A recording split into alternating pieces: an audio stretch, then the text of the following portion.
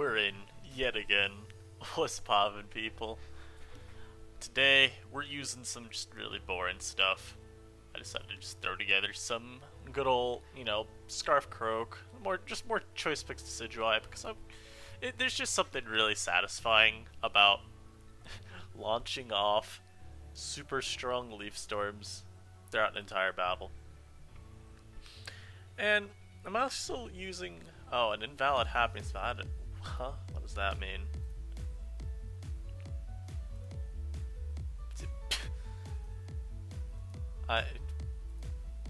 Friends, I think we have found an interesting bug with PS. What if we go to the import thing? Alright, save. Alright, I have no idea what that was. But we're actually using SILVALLY-GROUND in this live. So, the reasoning behind that is that SILVALLY-GROUND has some pretty good synergy with, what's it called? Breakers that can take advantage of some of the just grass types. And while Decidueye isn't great at removing shit like the Eldegoss that you're gonna commonly see come into SILVALLY-GROUND, it still switches into it really easily. I'm not running Hurricane, but it doesn't really matter. Looking at this dude's team, honestly, SILVALLY-GROUND also puts in a lot of work. He has a few switch-ins to it, but he doesn't have a ground immunity, and I don't even think he has a ground resist. We also just get a straight up lead versus the Magneton, so that's just really good for me. And I'll just fire off multi immediately. So he goes to Sandaconda. Probably means he's going to end up going for Glare here, which is somewhat annoying for me. But at the same damn time... Oh, he didn't even go for Glare. Alright, cool. I'll just U-turn again here. Yup, alright, so he actually is SILVALLY Poison, and that's even better for me. Alright, yeah. Oh, and he just risks a speed tie and ends up losing pretty much his entire SILVALLY Poison? Oh, not bad! Alright, so Decidueye is looking like a massive problem. We also see that he doesn't have a Ghost switch-in of any kind. So that's just beautiful. We didn't get Outer Persian versus the Frostlass. Unfortunately, Persian takes a lot of damage already. But that's not too big a deal. Let's go for Knock. I'm okay. I foul play now. Yeah, that's good. Alright. The important part is that we do have... Oh god, that is so much. The important part is that we do have Persian to still take another hit. Miltank in a pinch can take a hit. I'm not thick fat, obviously, because... Well, that would just be an L. But I think we're in a manageable spot. Unfortunately, Analytic Magneton is a pain in the fucking ass. I mean, to put it bluntly. It's not fun to deal with. And I don't have great switch-ins to it. But I do see that Decidueye is getting opened up real well. And what I'm actually just going to do is Hex this a few times. Because apparently, max HP Rotom does just bonkers damage to the Magneton. That's pretty crazy. Not going to complain, right? But, unfortunately, we are seeing a symptom of physical croak this game. It's actually just so dire trying to get it to do anything against my opponent's team. It just... It doesn't help that I'm up against Sandaconda plus Cofagrigus.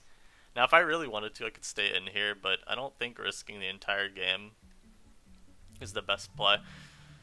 Persian's literally only needed to switch into this. So we're gonna go into it here. Do I want to Knock? I think Knock is just super safe. And if we can get rid of this thing's Choice Band, that is helpful because it makes it a little bit less of an issue. Getting rid of this thing's lefties is also pretty good for me. I think he's gonna U-turn here is the problem. I don't have a great answer to that. But I think what we still end up doing is Parting Shot, and we go into Miltank. He actually just sets up, or not sets up, he just goes for a Scald. It's fine too. And then we just get to throw off Toxic of our own again. We don't really need Miltank for much. He's Toxic Protect. That is kind of annoying. I think he'd probably go Sandaconda here. Yeah. Alright, cool. And now it's just a free kill with Giga Drain. Not bad, not bad. And we still have Persian around, which is really nice just to keep this thing in check offensively. And getting up our Stealth Rock makes this less of an issue too. I think we actually just sacked the Ground Valley here. It served its task. So at this point, what does it really do for me? The question is, what do I want to go into? I am, of course, Scarf Croak. So we do outspeed and Revenge Kill. I could go into this? That wouldn't be the worst. I mean, if I knock this thing's banned, it doesn't really do anything for me, is the main problem. And to Sid's slower, he's looking for an in-game with Kofa. That's the only way he wins. I don't know if he's Iron Defense or what is the main issue.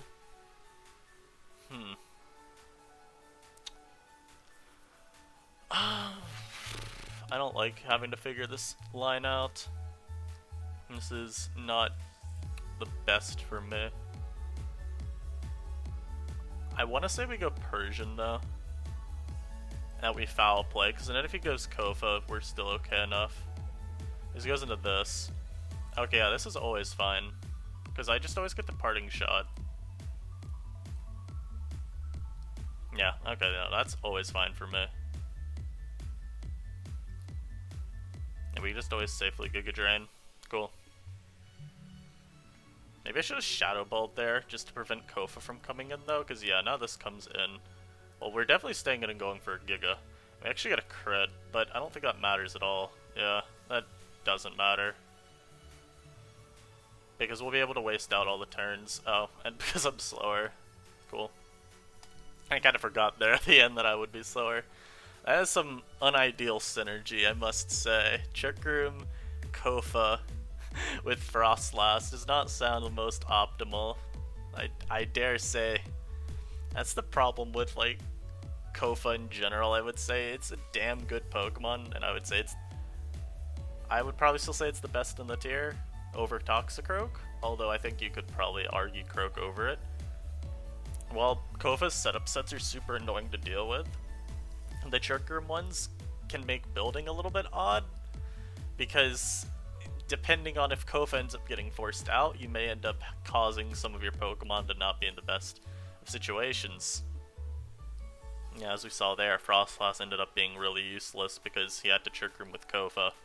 I think his best line was just going for Shadow Ball, and then hoping Frostlass could somehow clean late game or something like that.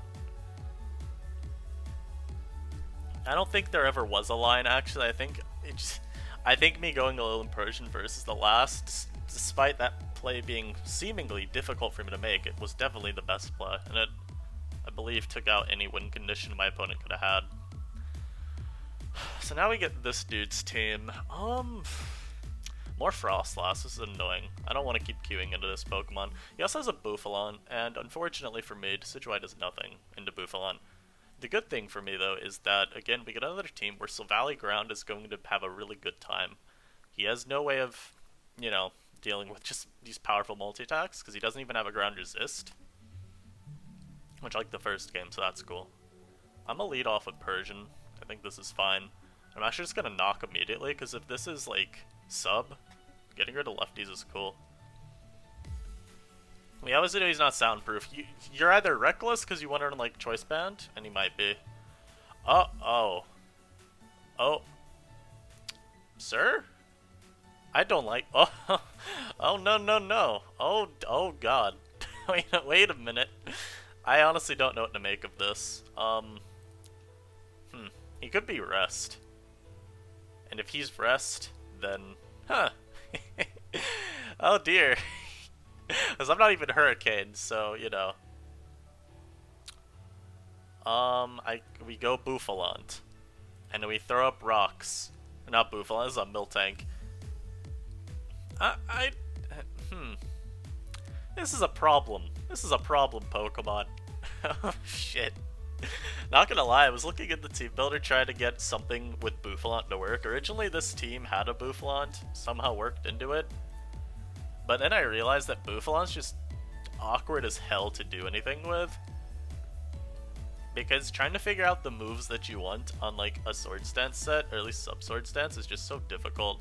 And thank goodness he did not go for rest there, because if he had, I think this was just a loss. I mean, I really don't know how I beat this otherwise. For some reason he just stays in though. I feel like he could have gone Frostlass versus me. we don't know his Frostlass is set, I guess. He might not be choice banned, because I know Ladder really likes, you know, Focus Sash spikes. I don't know. God, now we run into Ladder Hero Malamar. He's either gonna go for, like, Superpower here or Knock. There's no in between.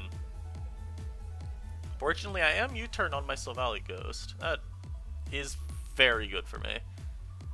How much do I need Miltank around is the question. It's a Ghost immunity, so I probably want to keep it around, but at the same time, I kind of just want a Toxic here.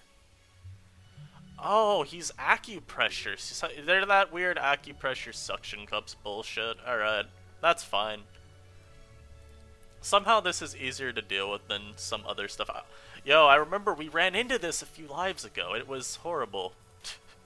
Oh god, he keeps pressing it. No, stop. No. No. I'm U-turning here. Bruh. Why? What is the point? I mean, SILVALLY-GROUND was definitely super good, but honestly, I just expected him to, like, Superpower. That's fine enough. Ground Valley was super good this game, but I don't think I need it to win. I think we also just go Croak here. As he goes into his Togedemaru, I will stay in an Earthquake. Hopefully I'm faster for some reason. He should be Scarf, but hopefully he's not. And hopefully I can just get rid of this, because I don't want to risk getting flinched to death. Yep, alright, not bad. Sometimes you just know, man. Honestly, sometimes you just know. I've learned the secret to laddering isn't necessarily knowing what sets are good. It's knowing what sets the ladder runs. Scarf. He knows. Right? No, I'm actually hacking. My Toxicroak has been hacked in to have 442 speed. Yes. See, I would tell him that I'm hacking, but honestly, I wouldn't be surprised if he believed it. I've seen people back in like those really old 2010s like PO lives from people like Joey and Shofu. That, oh god, the amount of people that actually would just call out people for hacking was a little bit worrying. Alright, so Skuntank comes out, we just parting shot, and we get in either Miltank or Croak. Probably just Croak though. He goes for player up, that's fine. Oh, this account has like no elo right now, what the hell? And we just Earthquake again, because there's no ground resist. Keep in mind, this was the reason this Pokemon, or that SILVALLY-GROUND was going to be super good this game. I can just press Earthquake repeatedly, and there's nothing my opponent can do about it, really. Which is just great for me. I think in building there are a few things that you just always need to do. And one of them is having a ground immunity. I think ground resist, if you have like a good ground resist into just something that takes common ground type attacks, you can get away with like running something like that. Like a configuration of 2 Pokemon to take ground type moves. But in general, I think just having that one dedicated, you can't spam Earthquake versus me Pokemon is just too hard to pass up. Now the question here is how much do I think Toxicroak is needed to win? He's physical Skuntank, so I'm really not worried about it, in all honesty. Persian should be roughly okay. I don't need Rotom at all at this point, and he goes for Power Up Punch. Okay. So we're faster than this. I'm just going to Volt Switch because I think I can take a line with this. Oh, that did nothing. Yeah, so we sack that. Yeah, let me take 12 years to figure out the safest line that I can take to win this game. Because I really don't feel like throwing it. And honestly, I still could throw if he's like substitute with a Salak Berry, so I'm gonna go for Will-O-Wisp here. I don't know why. I'm playing this like extra cautiously, even though it should be a win for me, guaranteed. I don't think there's anything wrong with taking this safely. I think in games, if you get just such an advantage, you can afford playing out the end game safely. I'll just Will-O-Wisp here in case he's Sucker, I guess. It doesn't really matter at this point, because Croak just outspeeds an Earthquakes. But, you can always flex on your opponent a little bit, you know? Unfortunately, we do miss the Will-O-Wisp. The flex is a little bit less satisfying, but that's okay. There we go. Get Croak out here. Nice Earthquake. We're going to press. I'll say GG. We'll get another game now. Okay, that's why that messed up. That was weird as hell. Not bad. I mean, hey, so Valley-Ground, which is attempted PMU, but was blocked. Oh, I'm so sorry, friend. I think Valley-Ground has at least been decent this live, which has been nice. And along with a ground immunity, another thing I think you should always try to aim for on your team is a, what's it called, electric immunity, because I think just losing to someone using Volt Switch repeatedly is very lame. And you want to be able to just prevent the momentum entirely. Like, depending on the Volt Switch users, maybe you argue just having something like, say, an Inu. You could say, okay, well, Eldegoss just does that fine enough anyway. You resist Volt Switch and you can recover off with your generator. And I don't think that's a horrible line of thinking, and I think it is definitely a reasonable way to look at it. I just don't want my opponent to be able to generate endless momentum versus me. I think that's just really lame.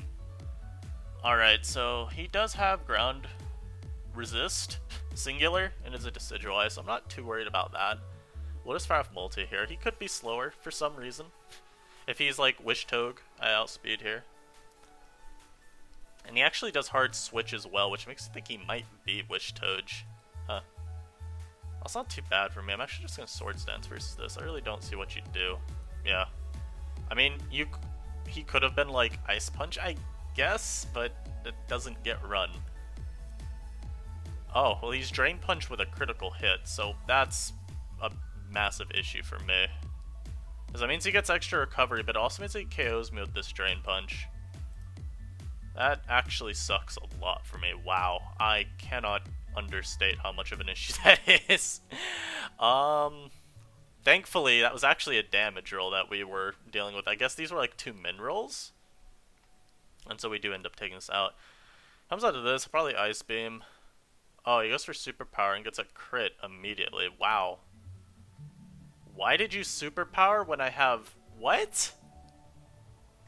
Huh? Guys, these are some interesting plays from my opponent. That's all I can really put it as.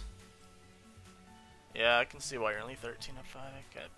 Okay. Yeah, those were some pretty awful plays, I'm gonna say. I'm gonna say like those were objectively terrible plays. Because my water resists on the team, you know, they're both ones that Superpower doesn't do anything to. Oh boy, now he's inviting all of his friends. Yeah, obvious switch into Miltank here. We could go Persian and just Toxic here. I could go into this and cross chop, but I feel like that's super obvious, you know? So I'm going to Persian here and just Toxic. Alright, cool, that works. And we dodge. Not bad, not bad. Now, do I want to knock this thing's lefties too? Or, I think we just... Because I'm trying to think, like, maybe I just Parting Shot into Croak on the obvious use of Toxic again? Because we do know this is actually a Basculin check, because I think he's physical Bask. If we see Super Power, he's probably like Bandit or some shit. How much do I need this at a lot of health? Like, what is this check on his team? I mean, it's nice to have just as, like, it's a soft check to Decidueye, and if he's physical, it may actually be, like, a hard wall to it. I think we can still afford to knock off there. Yeah. Maybe just Parting Shot here. That works. And we're going to Rotom. I think Croak's better, because we know he's going to Toxic. And we know he's going to switch out here, so we're going to go for Gunk Shot. He shouldn't go into Togedemaru. Yeah, we got a huge crit. Nice. I gotta switch here. Like 1000%. I have to switch. And we know he's always going to go into Togedemaru there. I am, of course, Citrus Berry Rotom, so this is a good answer to Togedemaru. I think this game's going okay enough despite a couple weird turns earlier. Let's talk about SILVALLY-GROUND a little bit though, because I think it's a very weird Pokemon to build around. So, oh, are you coming back? Okay. So we talked about SILVALLY-GROUND for a bit. So, the reason it's always been a little bit weird to build around is because for most of NU, there's really only been one non-ground type Stealth Rocker, and that's been Clefairy. And so, teams with SILVALLY-GROUND are just like super linear / repetitive, and we do see now why he had to switch. And it's caused building with that Pokemon to be kind of difficult. Is he gonna U-turn here? Or is he gonna hard switch? Oh, he's just gonna stand and flinch me. Okay. Oh, I also just realized he's faster now. Okay. We'll Volt here. Yeah, so it's made it so, like, anytime you want to use SILVALLY-GROUND, you have to use Clefairy as your rocker, and it just makes defensive holes in your team a little bit more likely to appear. I'm actually going to SILVALLY-GROUND here, which is kind of cool. But I do think with Miltank as another option as a rocker in a tier, it is a little bit easier to justify / use. That's just kind of cool. He goes to Decidueye. I don't know if you're physical or special is the problem, so fuck it. Yeah, I just know with these guys. What can I say? Leave a like if you enjoy these Chadley plays. Big damage right there. You can spiky shield all you want. Yup. But I do like now that we have at least a second option for a rocker that's not a ground type. It makes using SILVALLY-GROUND a little bit easier. I still don't think it's a very good Pokemon, mostly because it's just ridiculously easy for it to stumble into matchups where it does nothing, especially with Weezing in the tier now. But I still think it's workable. Now, I need this. I'm gonna go into this, because I know you're not Psychic Fangsing. You don't have it in you. Like, I'm gonna just put it bluntly. You don't have the Gusto. Do I knock here? I hate both my stab moves being iffy accuracy, man. Yeah, we're just gonna knock. I knew you wouldn't stay in, man. What can I say? As we've been over. I know you don't have the Gusto, buddy. He goes Basculin. Have you ever seen a more obvious Psychic Fangs in your life? You have not. And he forfeits. So, I want to talk a little bit more about SILVALLY-GROUND, though.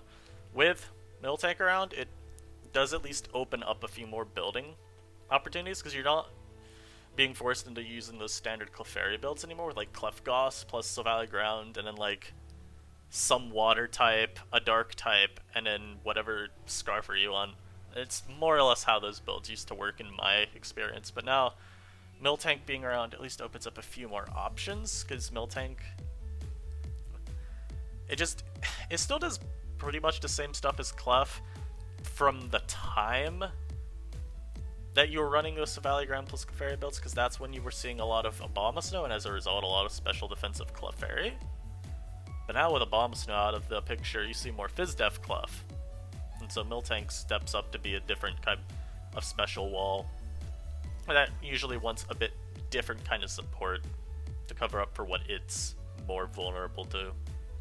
I think this is a lot less annoyed by steel types like Gallarfisk, because it's just so easy to justify Seismic on it, whereas with Clefairy, yeah, Seismic Toss is a fine attack on it, but I think it is a little bit harder to justify. I think on a lot of teams, Clefairy is relied on as a dark type check, and so it's just really more desirable to have Moonblast. I think you could still get away with S-Toss on Clef to, like, say, Weezing, like, to hit that as something, but,